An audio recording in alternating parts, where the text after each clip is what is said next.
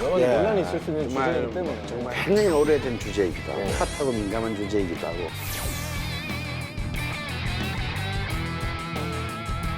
통일이나 뭐 북한 문학에 관심이 없었다가 이번 기회에 한번 공부를 해보자.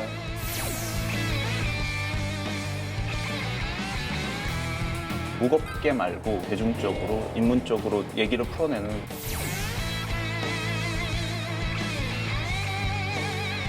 제가 몸담고 있는 역사 쪽 굉장히 큰 변화가 일어날 거라고 생각합니다.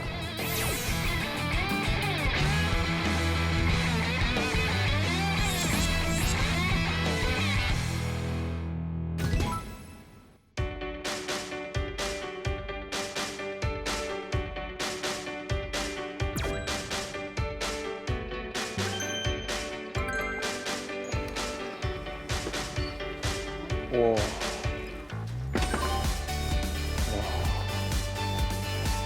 진짜 많다 여기. 어머 책 봐봐.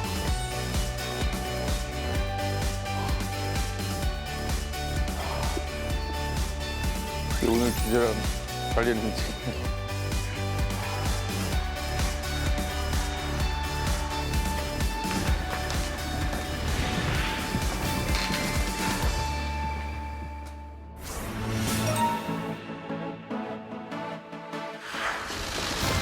이제 무슨 얘기했나 확인이 되겠습니다. 넘어오네요. 네. 문 대통령에게 군사분계선 북쪽 땅을 넘어달라고 제안한 겁니다. 전 세계와 우리 남북의 8천만 결의에게 큰 희망을 주었습니다. 예, 처음에 섭외 전화 왔을 때 어떤 생각이 드셨나요? 저는 뭐 아무 생각이 없었고요. 오상진 아나운서가 진행한다길래 한다고 그랬습니다. 오. 진짜 얼마나 잘생겼나 보고 싶어요. 뭘 아시는 분이시네. 저는 텔레비 찍는 사람이 아니어가지고 되게 당황했다가 같이 나오시는 분들이 너무 재밌을 것 같아가지고 네. 뭐 용기 내서 나왔습니다. 네. 되게 동안이신데 나이가 좀 있으신가 봐요. 텔레비라고 하시는 거 보니까. 저도 그 얘기를 하려고. 우리 세대만 바보 상자. 네. 유학도 불란서에서 여기서 유일하게 북한 갔다 오신 분 아닌가요? 네, 한 번 갔다 왔었죠. 2010년. 여기 너무 궁금해요. 이따가 한번. 네, 이따가 뭐. 사실 우리가 살면서 분단 국가에 살고 있다는 특히나 이게 정말 첨예한 군사적 대립 속에 살고 있다는 자각을 거의 못 하고 살게 되거든요. 특히나 저 같은 또 젊은 어린 여기서는. 상대적으로 어린 저 같은 세대는 그런 인식이 더욱더 좀 낮을 수밖에 없는 이런 긴장감을 못 느끼게 되는 게 좀 현실인 것 같습니다. 또 어떻게 보시는지. 저는 이렇게 생각해요. 이렇게 우리 군사 분계 선이잖아요. 선. 사실 선이라는 것의 개념은 두 점을 잇는 것을 말하는 거잖아요. 근데 선이 잇는 개념이 아니고 우리에게 선은 뭐냐면 이 나누는 개념이에요. 가로막는 개념이죠. 군사 분계선, 38선, 휴전선, 뭐 북방 한계선. 북방에서 이어져야 될 선이 거꾸로 봐두고 나누는. 아하. 저는 이 자체가 우리의 모든 삶에 대한 이제 굉장히 무의식적인 억압의 기제로 이 한반도에 사는 사람들을 지배하게 되지 않았을까. 한국 사람만큼 이 선이라는 개념에 민감한 사람이 없는 것 같아요. 선 하면 기억나는 영화가 박찬욱 감독의 공동경비구역 JS에 보면 정말 그 영화는 선에 대한 영화거든요. 시작하자마자 이제 선을 넘어가는 이야기이고 마지막 장면도 관광객의 모자가 선을 넘어가서 그걸 주워주는 얘기인데 그 기억나는 장면 중에 송강호 씨가 연기하는 장면인데 야야 그림자 너무 왔어 그런 장면이 있어요. 연기 되는데요? 좀 되죠. 영화 프로그램을 원래 만들다 이게 보니까 비밀이 그림자로 하면 안 되고요. 야야 그림자 너무 왔어. 그림자 넘어왔어. 조심하라 이렇게 얘기하는데 그림자마저 못 넘어오게 하는 가상의 선 같은 게 어쩌면 한국을 딱 둘러싸고 있어가지고 너무너무 고통스러운 세대가 아닌가 싶어요. 건축은 사실 공간을 다루는 네네. 얘기잖아요. 저희가 말한 그 정말 인위적인 콘크리트 그 선 그거에 대해서는 또 어떻게 보시는지. 건축에서 이제 선이라고 하면 이제 보통 한 두 가지 정도를 이제 얘기하게 되는데 그 도시학자 중에 이제 케빈 린치라는 사람이 있습니다. 그래서 네. 그 사람이 이제 도시를 한 5가지 요소로 이제 분석을 하는 것 중에 하나가 엣지. 강원 선생님께서 말씀하신 어떤 경계가 되는 어떤 그 이 마음 속에 있는 경계. 그 다음에 이제 패스라고 하는 게 이제 또 길이 있는데. 재밌는 거는 그 엣지라고 하는 게 계속해서 확장도 됐다가 축소도 됐다가 그 변화를 겪는 게 이 패스에 의해서 연결도 됐다가 줄어도 들었다가 하는 거죠. 그래서 예를 들어서 이제 뭐 홍대다 그러면 뭐 10년 전에 홍대라고 하는 데는 사실 뭐 거의 진짜 그 주변이잖아요. 뭐 청규화 주유소 뭐 해가지고 또 연식 나오나? 어딘지 잘 죄송한데. 저는 이제 연트럴파크까지. 그래서 저희가 이제 오늘 얘기하는 거랑 좀 연관지어서 생각을 한다면 어떻게 보면 엣지라고 하는 게 방금 말씀하신 어떤 저희가 이제 그어놓은 선이라고 하면 그거를 또 깰 수 있는 패스가 뭔지 이런 거를 저희가 좀 생각을 해볼 수 있을 것 같습니다. 패스를 통해서 엣지를 확장시키고 수도 깨고 있고? 그렇죠, 그렇죠. 굉장히 엣지 있는 얘기였던 거예요. 근데 뭐 어떤 경우에도요 사실 막히는 건 안 좋은 거예요. 또 우리 인체도 그렇지 않습니까? 막히면 죽는 거죠. 또 물도 막히면 썩는 거고요. 그러니까 사실은 이 통일이 굳이 안 되더라도 진짜 적어도 이 엣지를 압록강과 두만강 정도까지는 확대할 필요가 있다. 한 지붕 두 국가. 그건 그게 통일이잖아요.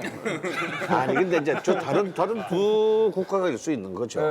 왕래를 자유롭게. 왕래 자유롭게 하고. 뭐 프랑스, 독일 뭐 그렇게 있는 거죠. 뭐. 예, 뭐 우리 뭐 프랑스, 독일처럼 뭐 그런 정도만 하더라도 아마 남북한이 동맥경화되었던 것들이 끊길 수 있다. 이길 수 있고 서로가 다 행복해질 수 있다라고. 유럽 뭐 이제 독일 이런 게 이제 저희랑 좀 비슷한 케이스라고 볼 수 있었을 텐데 제가 알기로는 정말 동독 서독이 자유롭게 왕래를 하면서 네네. 평화를 좀 만들어갔던 걸로 기억을 하거든요. 그 독일이 분단 국가였기 때문에 이제 독일을 많이 얘기를 하는데 독일에서의 분단이 과연 우리랑 같을까? 좀 약간 다르지 않을까라는 생각이 많이 들어요. 그러니까 이게 동독 서독의 분단이 동독은 그 동구권이 있었고 서독은 서구권이 있었기 때문에 이 그 다른 나라와의 단절을 가져오진 않는데 그 한반도의 분단은 한국의 완전히 완벽한 단절을 가져왔잖아요. 한국이 완전 갑자기 고립이잖아요. 섬나라가 딱 돼버렸으니까 우리는 이제 대륙으로 나갈 수 있는 이제 방법이 사라진 거고 남쪽으로는 그냥 이제 해상인 거고 그러다 보니까 이게 섬나라가 아닌데 섬나라가 돼버린 게 굉장히 지난 70년간 우리 어떤 뭐 여러 가지 문화라든지 사회라든지 이런 거를 영향을 끼친 것 같습니다. 제가 봤을 때. 근데 저는 우리나라가 사실상 섬이다라는 얘기 많이 하잖아요. 근데 이거는 또 관점의 차이일 수도 있다고 생각하는데 반대로 생각하면 영국 같은 나라, 섬나라지만 굉장히 큰 제국을 만들었잖아요. 그러니까 바다는 갇혀 있는 걸로 생각하면 이제 장벽이 될 수 있지만 또 이걸 길로 생각하면은 다른 대륙과 연결되어 있는 길일 수도 있는 거예요. 그러니까 이건 갇혀 있느냐 혹은 연결되어 있느냐는 정말 관점의 차이일 수도 있겠다. 근데 그거는 문화도 좀 그러지 않나요? 그러니까 그 말씀하신 것처럼 좀 편협하게 되는 부분도 물론 있지만 그렇기 때문에 막 한국의 대중문화라고 하는 게 정말로 막 밖으로 뻗어나가려고 하는 어떤 그 힘과 속성들이 그 생기는 것도 분명히 있는 것 같습니다. 그냥 어떤 마음의 연결을 시작해서 정말 어떤 그 이미지부터 깨가는 게 굉장히 중요하다고 생각하는데 어떤 것부터 저희가 좀 마음의 거리를 좀 좁힐 수가 있을까요? 지난 아주 3, 4년간 우리 모든 미디어가 얘기를 한 게 먹방이잖아요. 먹방. 네. 이 먹방하면서 마치 이렇게 음식에 관심이 있으려고 그러면 이 그런 정도는 알아야 된다라고 아주 핫한 아이템이 떠오르는 게 있어요. 냉면이에요. 평양냉면. 대세 음식이죠. 예, 그러니까 정말 그 북한에서 하나도 모르는 사람도 공룡과 냉면이 진짜 맛있을까? 네, 그렇죠. 라는 이제 이런 얘기를 자연스럽게 한단 말이죠. 그러니까 이 얘기는 뭐냐면 윤상 선배한테 저는 물어봤잖아요. 냉면 그릇 안에서 어떤 의미에서의 작은 통일이 된 거예요. 여기서만큼 적대가 없으니까요. 좋은 이웃이 된 거니까요. 제가 예전에 음식 잡지 기자였거든요. 네, 그래서 도대체 직업이 몇 개세요?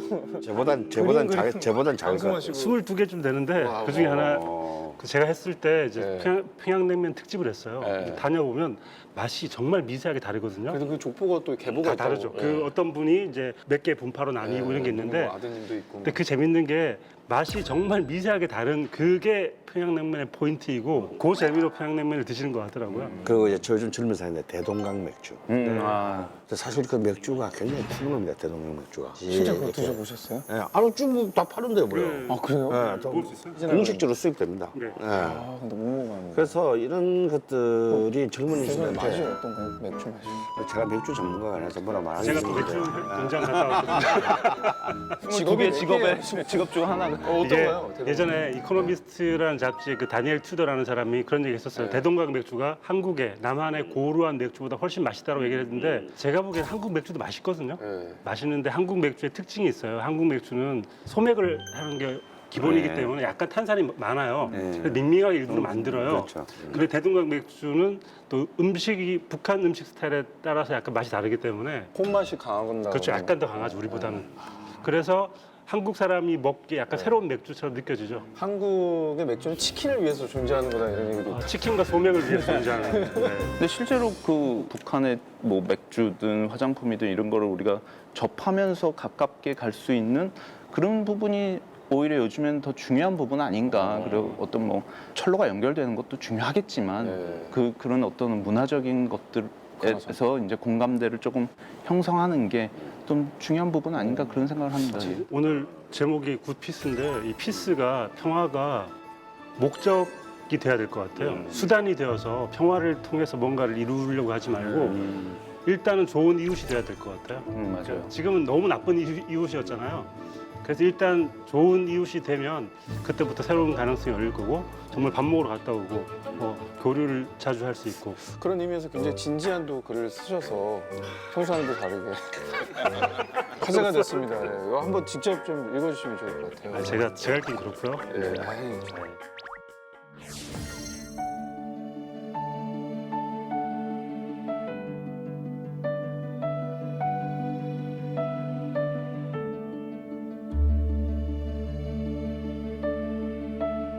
지금도 이주민 노동자나 이런 문제들이 꽤 많잖아요. 근데 그럴 때 그들을 어떻게 받아들이느냐가 정말 세계적인 화두이기 때문에 새로운 차별과 혐오가 생겨날 수 있다. 강강수월래를 할 생각을 하지 말고 손을 놓고 더 많은 사람을 받아들일 수 있는 준비를 해야 되는 게 아닌가라는 생각으로 이제 이런 글을 쓰게 됩니다. 정강수원래 좋아하시는 분들은 안 좋아하시겠는데 이 얘기를. 얼마나 재밌는 놀인데. 건강수원래 싫어한다고 고소하진 않아요. 얼마나 즐거워요 같이. 한국 뛰고. 강강수월래 고구려 시대 때도 연합에서 있었나요? 강강수월래.